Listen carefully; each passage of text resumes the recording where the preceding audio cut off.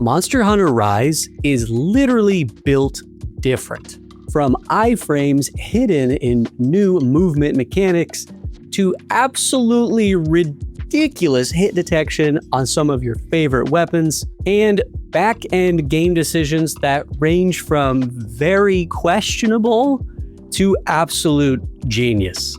So today, I am breaking down the frame data and hit detection of what has quickly become the most underrated game in the Monster Hunter series. Now, some housekeeping before we begin. I get asked a lot, how do I make these videos? I use a lot of different tools, but my favorite by far is called Wand. It's a desktop app. It's super easy to use because it hooks into over 4,000 games and then launches them safely in single player. For example, in Monster Hunter, there are times where I just don't feel like grinding the same small quests over and over again, so I can just press Alt+W, pull up the wand overlay, and adjust certain parts of the gameplay to make things move a little bit faster. Or let's say there's a helmet that I really want for the skills, but frankly, I'm tired of fighting that monster over and over again, so I can disable requirements for crafting with a click, and now I can focus on the aspects of the game that I enjoy most.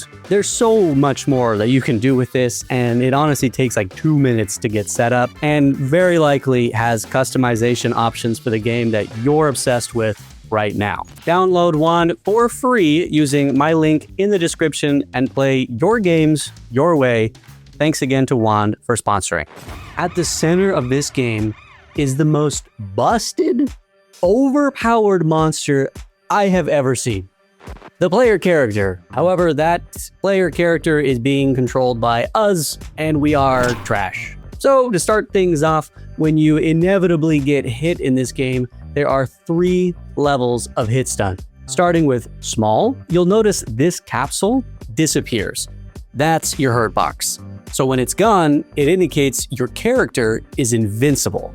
Even a little slap on the ass will make you invincible for 124 frames or 2 whole seconds. Get hit by something a little bit more serious and you get 187 frames or 3.1 seconds of invincibility. But that is nothing, like literally nothing compared to the greatest evasive maneuver a trash player like me can abuse. 403 frames, people.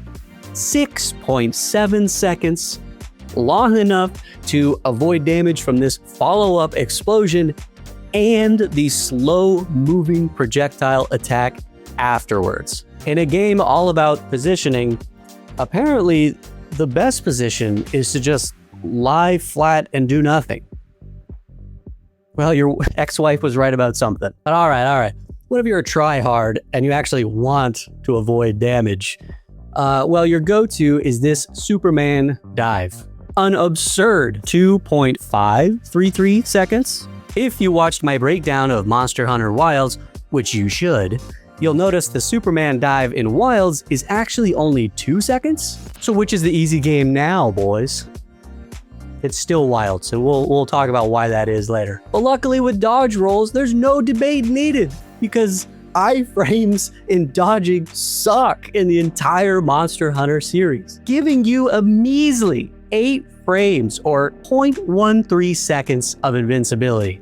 The silver lining in Rise, though, is that apparently the double jump after using a wire bug is actually another dodge roll, giving the same amount of iframes. I beat the entire game not knowing that you could do this. Look at this guy. Huh?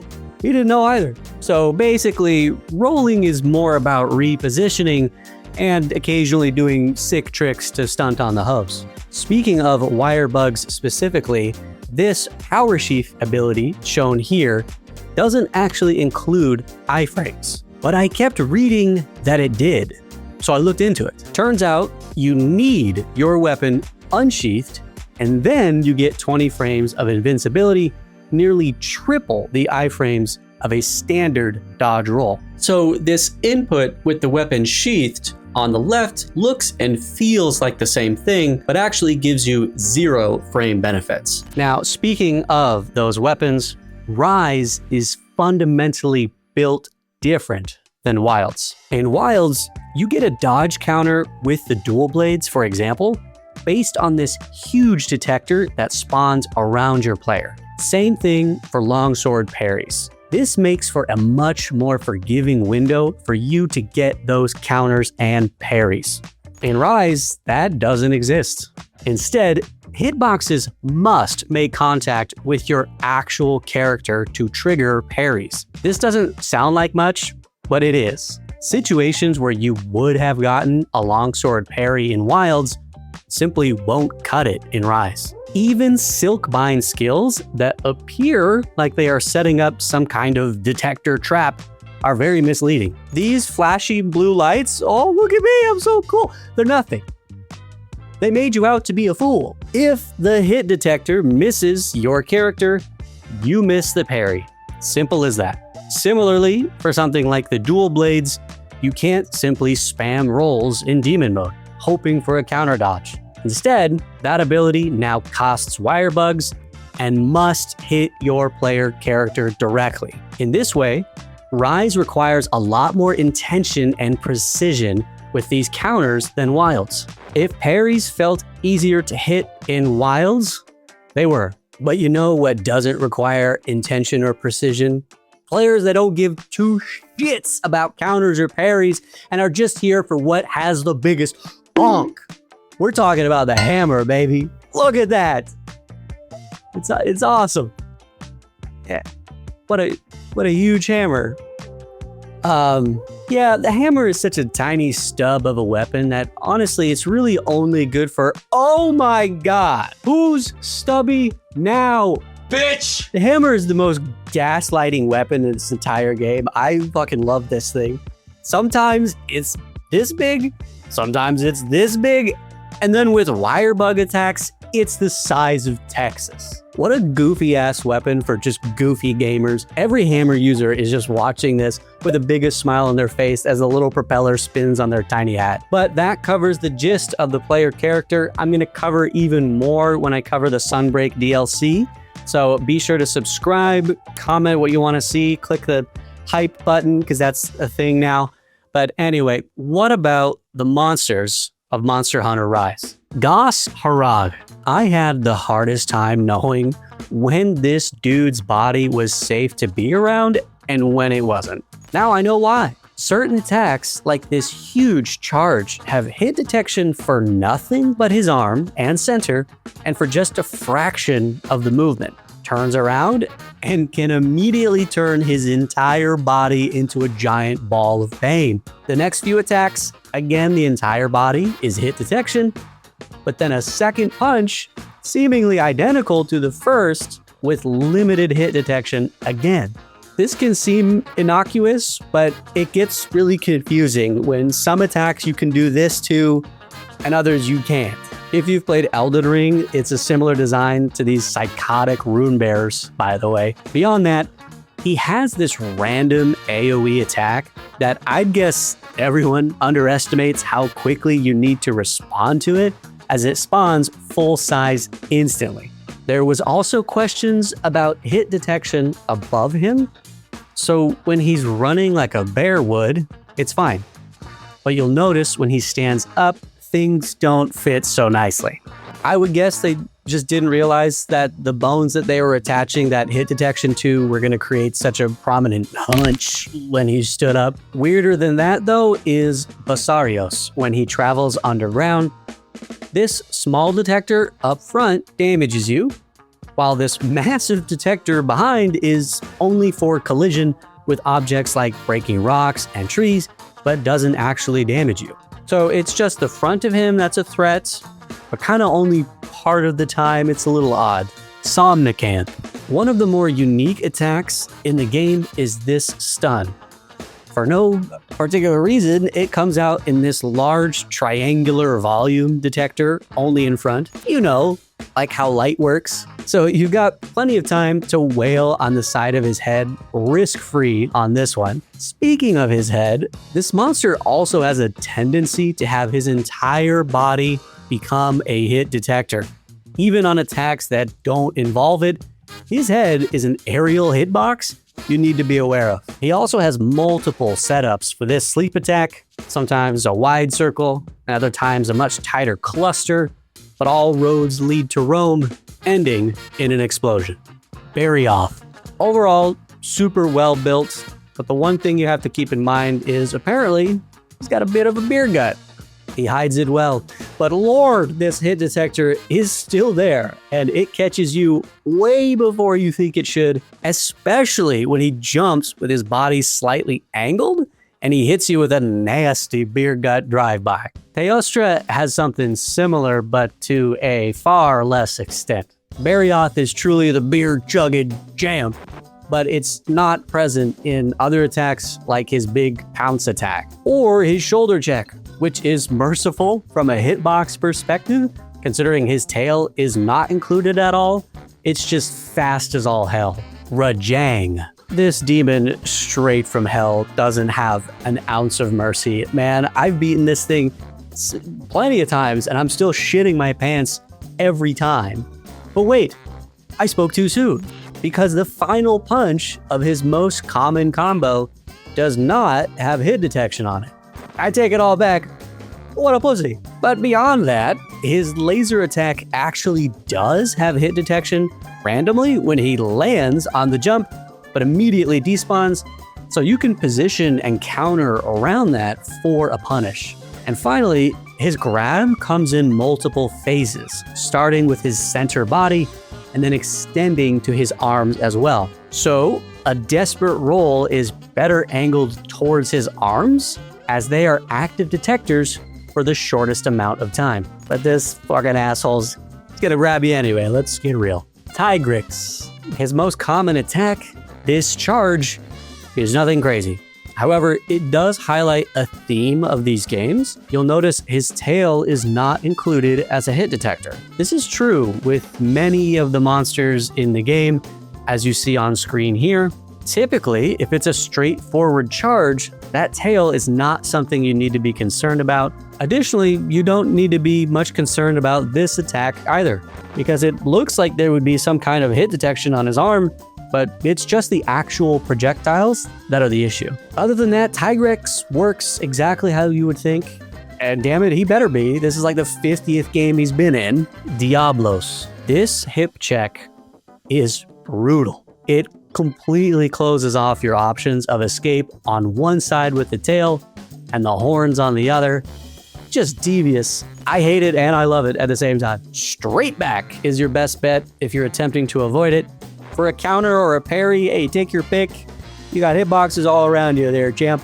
On his headbutt swings, his tail hitbox is not active most of the time, except for an odd couple of frames when it's at max height. Seems insignificant, but there's a lot of verticality in this game with wire bugs, so I'm sure this is enlightening to at least a few of you as to why you suddenly got, bitch slapped right out of the air. And finally, his iconic dig attack as he despawns underneath, and then his whole body hit detection is active when he surfaces. You can ignore these extra large hit detectors, by the way, they don't actually apply damage, thank God. The big surprise though, is instead of the typical surface attack, he can also just full-blown launch himself at you and go right into an attack. I barely got it on camera, it just comes out of nowhere. Almudron, just mud, man. So much mud. Different shapes and sizes. As you'll notice, these capsule detectors will burst into circular mud detection once it makes contact with a target. The mud is annoying as hell, but for the most part, its detection is what you see visually. We don't have much room to complain, because I did a series on Dark Souls, and the lava in the Quelaag fight is a crime against humanity and does actual damage when your tippy-toe so much as touches it. So I can put up with a little bit of mud, it's fine. His attacks, by the way, where he submerges himself, don't include detection on his tail, which is actually a huge plus, considering his tail can just phase through walls entirely when he is submerged. Imagine just getting tail slapped from through the wall here. I can't imagine this is anybody's favorite monster, but you know what? It could have been a lot worse. Chameleos. Something's up with this floor, dude. I know it's at a slant, but I think this floor is busted because this AoE attack is not meant to just phase out of existence. You can see it in other parts of the map. It's supposed to do this. Same thing happens in this same area with Magnamalo, who we will cover at the end. But the cool stuff with this monster I did want to point out is, first, they put extra detectors on his tongue. Be upset because it will hit you easier, or be happier that parries and deflects are easier to get. A little glass half full, half empty kind of situation here, boys. And lastly, this venom attack rules. It has 2 variations, and you gotta pay attention. So he sprays the venom onto the ground, and the venom is contained within these 2 detectors. What happens next depends on whether the monster is in the center of the venom ring or outside it. If he's in the center, he will fan his wings and send the rings outward, meaning the safe move is to wire bug to the center. If he is outside the ring, he will fan the venom to collapse in on itself. So if you chose wrong, wire bugging into the center was a fatal mistake. What a sick ass attack, man. I love that. Kushala Daora. What was interesting to me is these tornado storms don't actually extend very wide and nowhere near the full height of the tornado. We've come a long way from the god-awful fight with this thing in Monster Hunter World. In fact, you could actually imagine avoiding jumping off this ledge towards the storm, but it's actually totally viable because it's not that tall. But what will catch you off guard is notice these bite attacks. Nothing significant about it. However, when he's pissed, these simple melee attacks get a hell of a lot more serious. The final cherry on top for this monster are these wind gusts that sucks the player into the center from a huge distance away, followed by a storm that, you shouldn't be anywhere near here by the time this happens. Thunder Serpent Narwa and Allmother. This entire fight is more about the experience than the difficulty, which is obvious from the hurt box on these things. They are certified bonkable with extended hurt boxes on the front, all around the body, and the tail as well. Just swing away, baby. Hell yeah. Which is what I did most of the time because I didn't even realize these wind gusts are supposed to boost you up these turrets. I thought they were going to damage me, so I avoided them like an idiot. But that's how easy this fight is. I still kick this thing's ass. Thunder Serpent Narwa is the more interesting fight in my opinion though. First and foremost, what are these weird ass lasers? Why do they have feet? I've never seen a game do this. I don't know, man. Who was in the office being like, where are the feety weeties on the lasers? We need toesy woesies. I don't know, man. It made me laugh when I saw it. I was like, okay, why? Moving on, he shows off some sick vape tricks for some really interesting movement opportunities that make the experience feel fresh. Coupled with these other electric AoE attacks, this is the kind of stuff I really love about how Monster Hunter handles large AoE attacks. It's way more about position than precisely inputting a dodge around an arbitrary explosion timing. All the way through to this final ultimate attack. The combat centers around using your advanced movement to avoid rings, floating pillars, and finally, jumping over a final massive explosion. Just something I had personally a lot of fun with. And now, before we move on to our final monster, here are some brief honorable mentions of what I found a little interesting. Kazu. Hey babe, what time is that reservation that you did for the...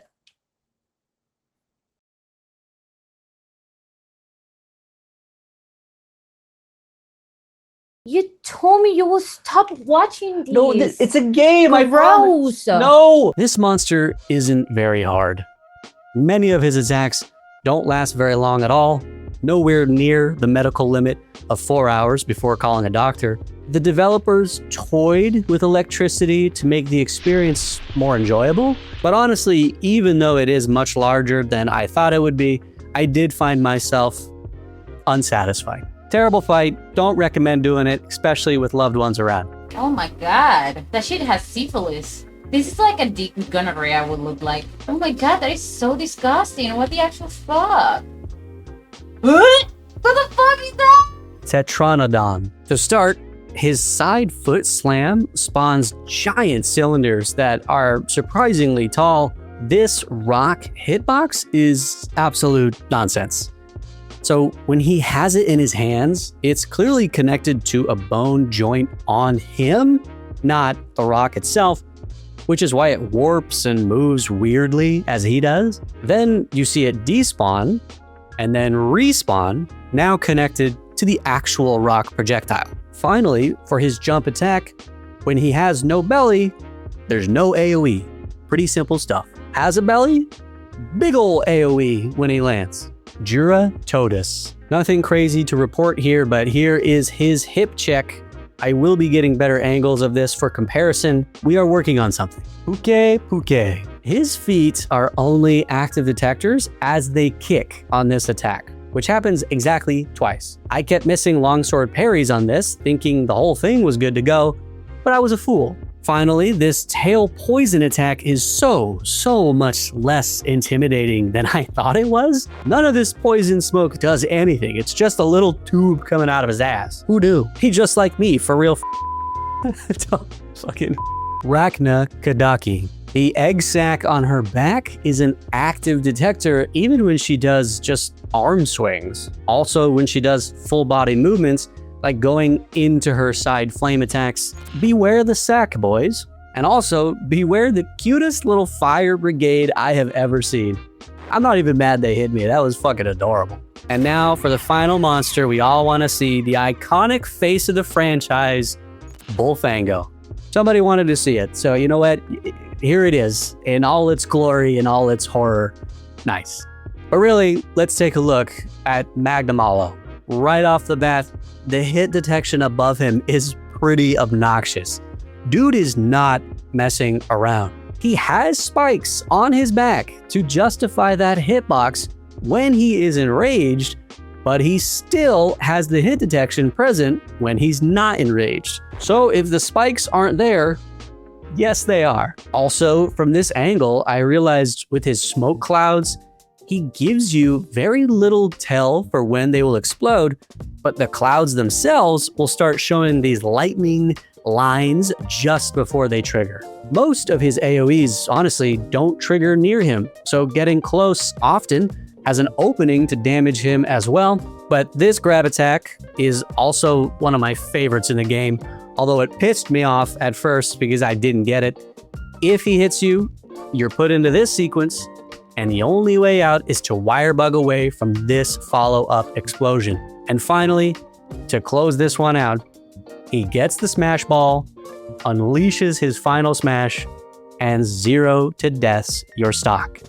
Get shit on, boys. So that does it for this particular installment of Monster Hunter Rise. The plan is to expand into Monster Hunter Sunbreak, so comment what you want me to cover there. Remember to like and subscribe to see more videos. Check out the channel.